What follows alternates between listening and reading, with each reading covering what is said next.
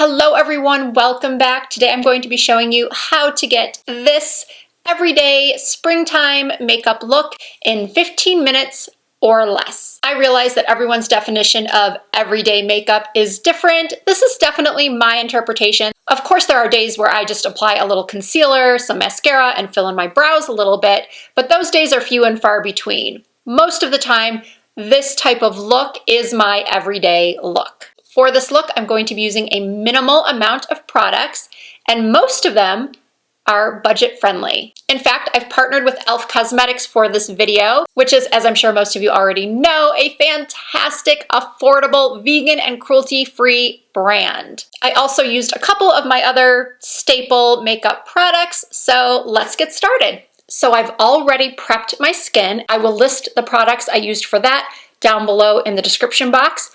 All of the products you are going to see in this video will be listed and linked down below. I will include all of the shade names so you can shop the products easily. As usual, I am beginning with primer. Today I'll be using the e.l.f. Matte Putty Primer. They also make a luminous putty primer for those of you that want a more glowy look. Perhaps you have more dry skin. I have oily skin, hence why I go for the matte. So this is what the putty primer looks like. I take about this much product and I focus it right here on my T-zone where I get the oiliest, where my pores are the largest, and it works perfectly under the foundation I'll be using, which is the first powder foundation I have ever really liked. Many people have asked me throughout my years on YouTube, Risa, why don't you ever use powder foundations? And my answer has always been because they simply did not last on my oily skin. They may have looked really nice upon first application, but after about 2-3 hours, my oils would just break up the powder and I'd have foundation disappearing here, there, and everywhere. But the new e.l.f. Camo Powder Foundation has officially changed my feelings about powder foundations. It has buildable full coverage, a semi-matte natural finish. It comes in 30 shades and it retails for just $11. Shade I'm using is Light 280N, and while it does come with a puff, I prefer to apply it with this e.l.f. brush. It's called the Ultimate Blending Brush. And I cannot wait to show you how my skin transforms using this duo. So I just tap my brush in and look at that coverage. It's amazing. It's like I am taking an airbrush and just airbrushing my skin. I mean, look at that. And aside from this beautiful coverage that I'm getting, it's also long wearing. The first time I tried this foundation, I was so excited, but also skeptical because I have had this experience with powder foundations before. Like I think I said, I've applied other powder foundations that have looked really nice at first, and then within 2 to 3 hours, it looked like I never applied any foundation.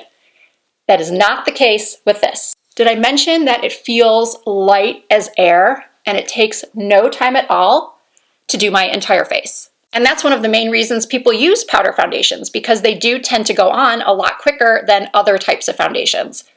So I'm done already. My foundation is on. I think my skin looks amazing. I will be showing you the completed look in natural light using my iPhone a little bit later in the video. Now I'm going to prime my eyes using the P. Louise eyeshadow base. And then I'm going to do concealer using the e.l.f. Camo concealer.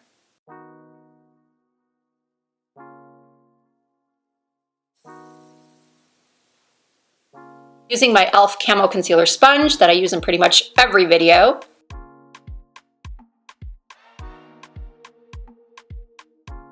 And now I'm taking this Profusion Highlight and Contour Palette, and I'm using this brightening powder called Cream Light to set underneath my eyes and on my lids.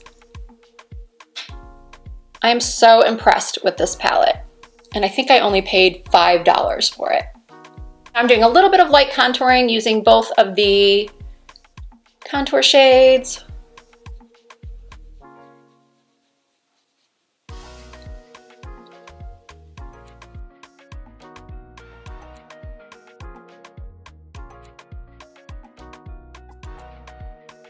For my brows, I'm using the Anastasia Beverly Hills Brow Wiz.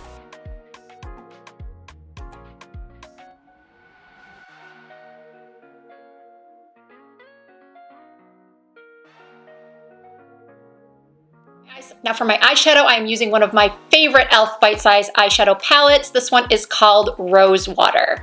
And I'm taking this shade right here, and I'm just running that through my crease. You can use any neutral, mauve-y, gray undertoned shadow. You want it to be sort of light, not too dark, because this is a transition shade. Obviously, how dark you go with this type of shade will be dependent on your skin tone. So I just go back and forth a couple times. And now I'm taking my finger and I'm going into this shimmering pink and popping that right on my lid.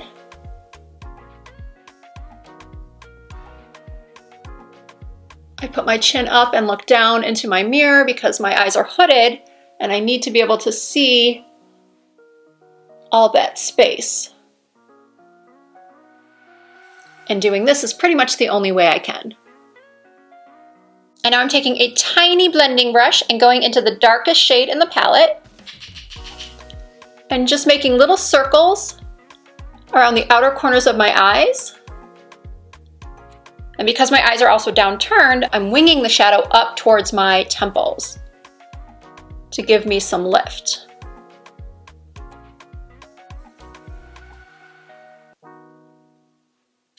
This shade is really pigmented, so you do have to be somewhat careful.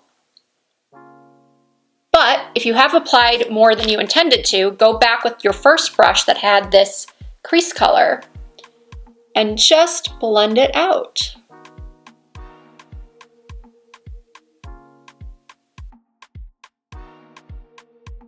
And then I just take a makeup removing towel and just sort of get rid of any excess.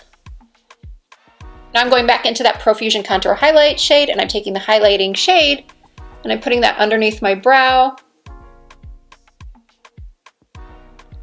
Now, if you don't personally like the look of a shimmery brow highlight, you can use the matte shade.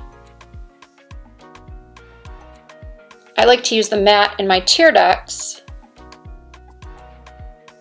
and then go over it with the shimmering shade and bring it a little bit up onto my lid. Now I'm using this felt tip eyeliner pen from Hard Candy and doing a winged liner. Now I know for some people winged eyeliner isn't really easy to do and it's not something that you would consider part of your daily makeup routine, but it's part of mine. Now I'm just curling my lashes and applying some mascara.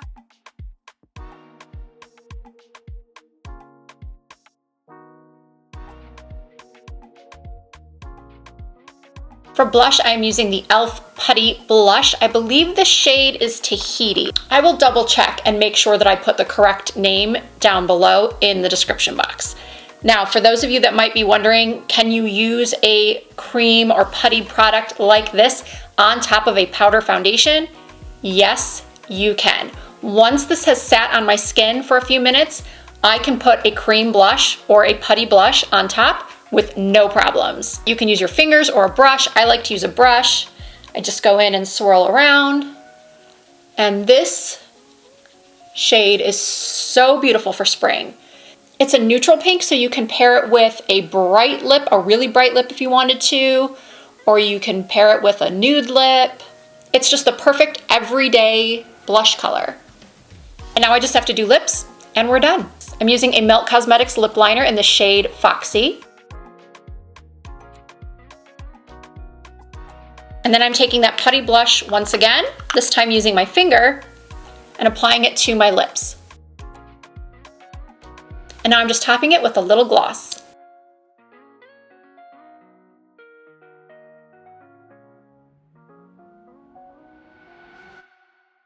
And voila, we're done. All right, the look is complete. I did go ahead and apply a little bit of an ivory eyeliner to my inner waterlines, and I also applied a little bit of highlighter from this Profusion palette. As always, I really hope you all enjoyed seeing how I put this look together. If you have any questions at all, please leave them for me in the comments. I do try to answer as many as I can. If you did enjoy this video, please give it a thumbs up. If you're not already subscribed to my channel, please hit that subscribe button and join the Risa Does Makeup family. As I mentioned earlier, all of the products will be linked down below in that description box. That'll do it for this one. Thank you so much for watching, and I hope to see you in my next video.